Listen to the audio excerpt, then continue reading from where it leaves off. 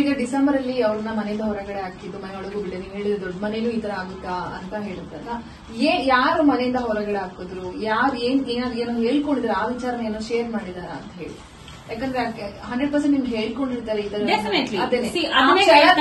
ಇದೆಲ್ಲಾನು attorney client privilege ಅಂತ ಬರುತ್ತೆ. ನನ್ಗೆ ಶ್ರೀದೇವಿ ಏನ್ ಹೇಳ್ಕೊಂಡಿದ್ದಾಳೆ ಅಂದ್ರೆ there are many times she is broken down.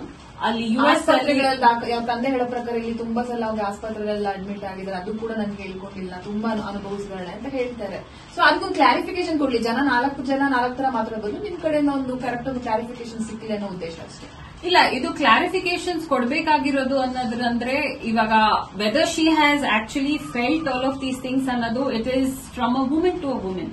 ಇವಾಗ ನಿಮ್ಗೆ ಮನೆಯಲ್ಲಿ ನನ್ ರೂಮ್ ಅಲ್ಲಿ ಇರಬೇಡ ನೀನು ಅಂತ ರೂಮ್ ಇಂದ ಆಚೆ ಹಾಕಿ ಮನೆಯಲ್ಲಿ ನಿಮ್ಗೆ ಅದು ಕೊಟ್ಟಿರೋ ಗೌರವ ಕೊಡದೇನೆ ಕೂತ್ಕೊಂಡಾಗ ಯಾವ ರೀತಿಯಲ್ಲಿ ನಿಮ್ಗೆ ಅದು ಟಾರ್ಚರ್ ಆಗುತ್ತೆ. This is mental cruelty that they have caused. And ಇದಕ್ಕೆಲ್ಲಾನು ನಮ್ಮ ಹತ್ರ ವ್ಯಾಲಿಡೇಟೆಡ್ ಜಸ್ಟಿಫಿಕೇಶನ್ ಇದೆ, ಪ್ರೂಫ್ ಇದೆ. ಇದನ್ನೆಲ್ಲಾನು ನಾವು ನಮ್ಮ ಪಿಟಿಷನ್ ಅಲ್ಲಿ ಡೆಫಿನೆಟ್ ಆಗಿ ನಾವು ಅದನ್ನು ರೆಸ್ಪಾನ್ಸ್ ಕೊಡ್ತೀವಿ.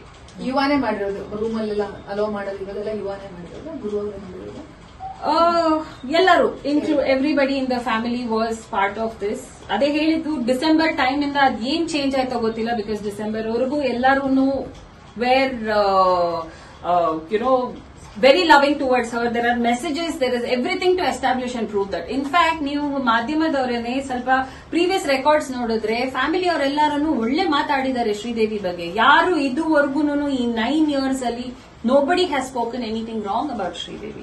And everyone has always appreciated her efforts for the academy and how she has brought up the organization.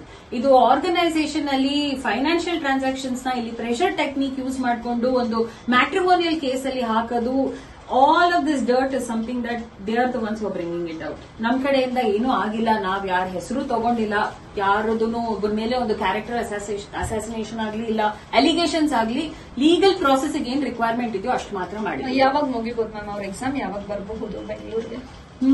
ಸದ್ಯದಲ್ಲಿ ಏನು ಡೇಟ್ ಅನ್ನೋದು ಫಿಕ್ಸ್ ಆಗಿಲ್ಲ. But definitely when she comes she will reach out to the media. She also ಬರ್ತಾರೆ ಅಂತ 22nd ಏನೋ ಬರ್ತಾರೆ ಅಂತ ಕೇಳ್ಪಟ್ಟಿ. ಹೌದಾ?